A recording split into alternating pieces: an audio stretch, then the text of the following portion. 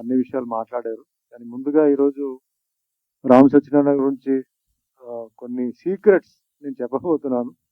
So అది చెప్పే ముందు ఇందాక యాక్చువల్గా ఈ టాపిక్ అంటే ఈ 15 సినిమాల టాపిక్ ఈరోజు 7 సినిమాలు ట్రైలర్ తప్ప వేరే ఏది మాట్లాడకూడదే అనుకున్నాను.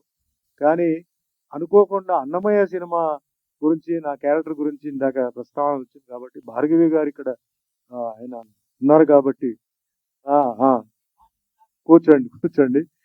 సో ఖచ్చితంగా నేను ఆ సినిమా గురించి 2 నిమిషాలు మాట్లాడాలండి. ఇది నా 48వ సంవత్సరం సినిమా ఇండస్ట్రీకి వచ్చండి. ఇప్పుడు ఆల్మోస్ట్ ఆల్ అన్ని కలిపితే ఒక 900 ఫిలిమ్స్ టచ్ అవుతుంది 11 భాషల్లో.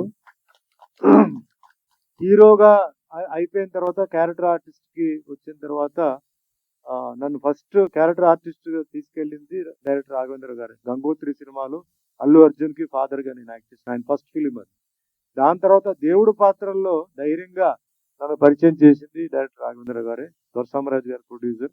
అండ్ వీరన్నికి కొన్ని pillars, one of the strongest pillars Bhargavi. ఆయన డైలాగ్స్ తో థియేటర్లో చాలా మంది ఏడ్చారండి. నవ్వించడం చాలా ఈజీ అండి, కానీ ఏడిపించడం చాలా కష్టం. అలాగే ఇక్కడ ఏంటంటే స్వామివారు మాట్లాడుతున్నారు, స్వామివారు నోట్ నుంచి పలికే మాటలు రాయడం అంటే అంత ఈజీ కాదండి. వేరే సినిమాలు యాక్షన్, కామెడీ, ట్రాజిడీ, రొమాంటిక్ వేరే. బట్ నాకు ఆ వెంకటేశ్వర స్వామి భార్గవి గారిని నాకు ఇవ్వడం, ఆయన రాసిన డైలాగ్స్తో ఎంతో మంది మనస్సుని అది ఆకట్టుకొని ఈ రోజు కూడా నేను ఎక్కడైనా వెళ్ళినప్పుడు అంటే ఎస్పెషల్లీ గుడికి వెళ్ళినా, మొన్న రీసెంట్గా తిరుపతికి కూడా వెళ్ళానండి. చాలా మంది అంటే ఇప్పుడు చిన్న పిల్లలు ఏమైందంటే వాళ్ళు సినిమా చూసి నా పాత హీరో సినిమాలు అవన్నీ మర్చిపోయారండి. సుమన్ అంటే ఈరోజు వెంకటేశ్వర స్వామిగా గుర్తుపడుతున్నారు. వాళ్ళు నా దగ్గరకు వచ్చి నమస్కారం పెడుతున్నారు. చిన్న ఇంత ఉంటారు పిల్లలు, పెద్దవాళ్ళు.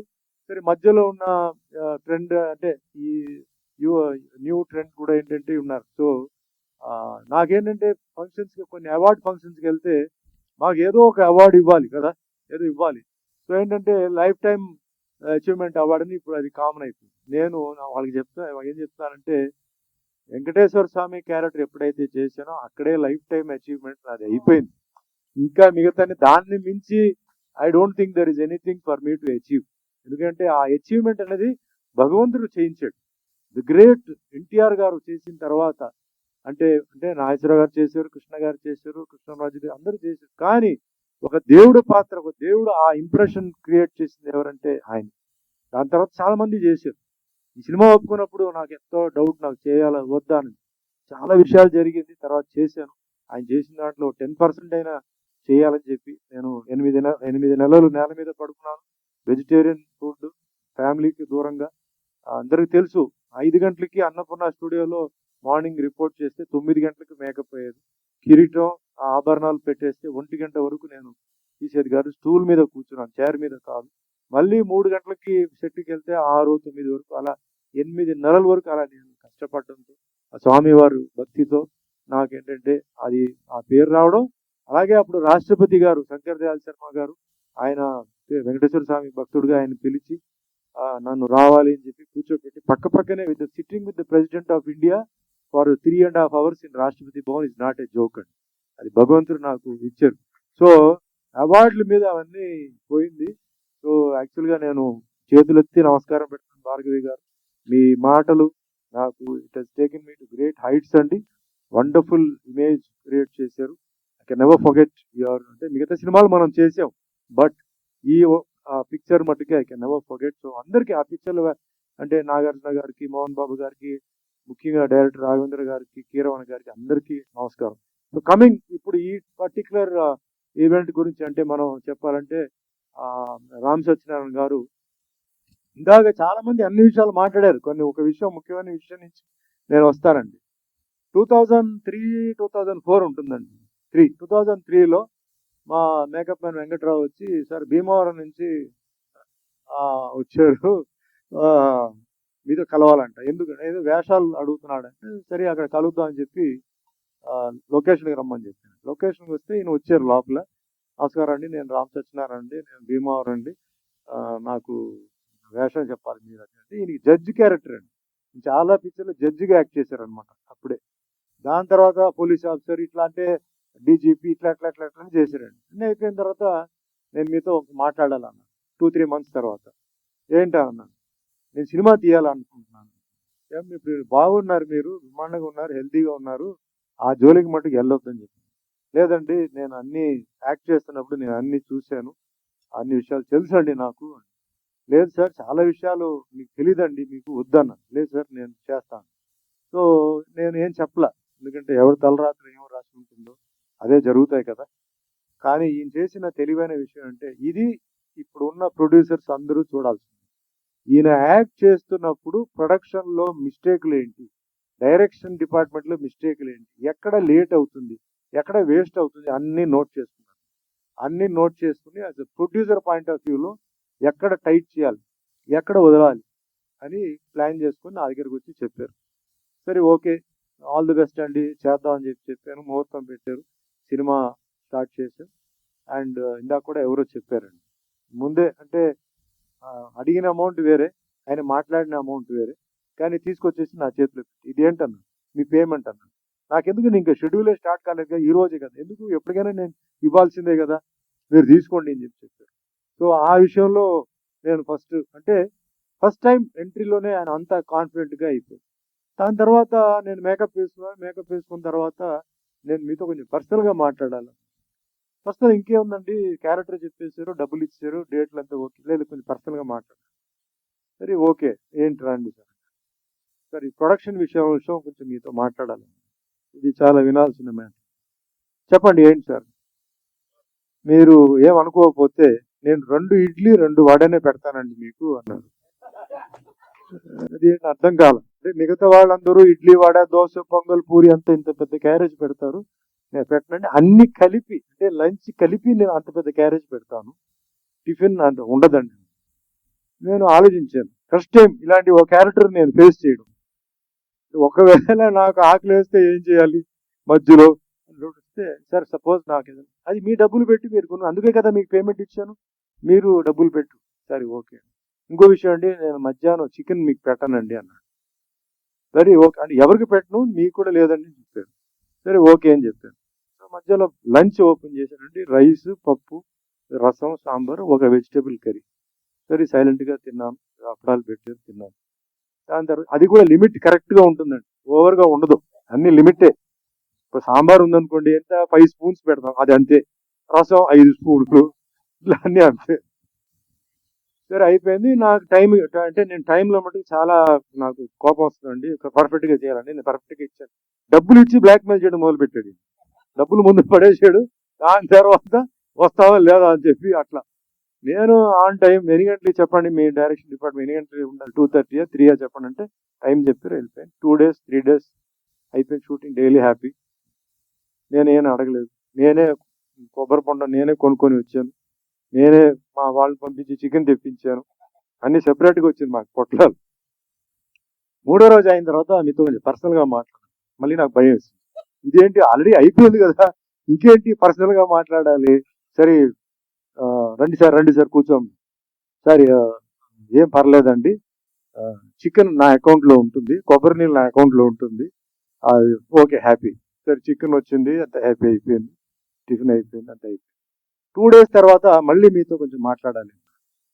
ఏంటి సార్ మాట్లాడలేదు, మీకు చికెన్ లేదన్నాడు. అమ్మ ఇదేంటి, చికెన్ ఇచ్చి మళ్ళీ చికెన్ లేదన్నారంటే, మీకు మటన్ బిర్యానీ వస్తుంది సార్, మీకు చికెన్ లేదు మటన్ బిర్యానీ వస్తుందని.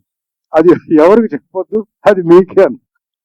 అట్లా మెయిన్గా ప్రొడక్షన్లో వేస్ట్ అయ్యేది ఫుడ్ అండి. ఇప్పుడు మనం ఇంట్లో ఎంత తింటామండి, దానికి ట్రిపుల్ ఉంటుంది, అది మేము తినలేక వదిలేస్తాం, అది ఎవరికి ఇవ్వకుండా తీసుకెళ్ళి బయట పడేస్తారు, కుక్కలు పందులు వచ్చి తింటాయి. కొన్ని తర్వాత అది కూడా తిందు, ఫుల్ అయిపోతుంది. సో వేస్టేజ్ని ఫస్ట్ ఈయన కంట్రోల్ చేసి, first thing. Second thing, on time shooting చేయడం. 3వది appropriate artist.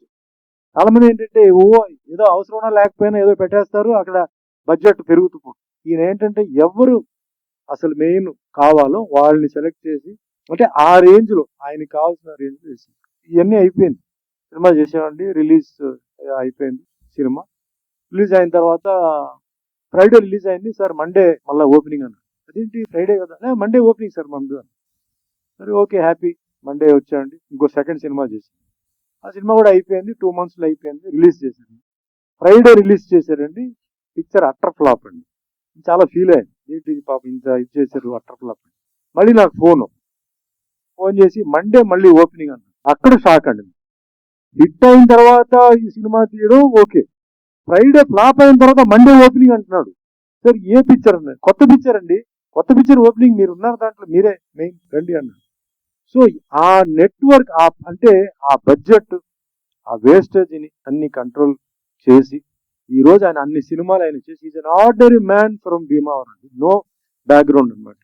Ordinary man he has come industry. గొప్ప గొప్ప వాళ్ళు ఉన్నారు, సినిమాలు అన్ని తీసే అంటున్నారు, ఈ రోజు వాళ్ళ పరిస్థితి చాలా దారుణంగా ఉంది పాపం. I feel very bad.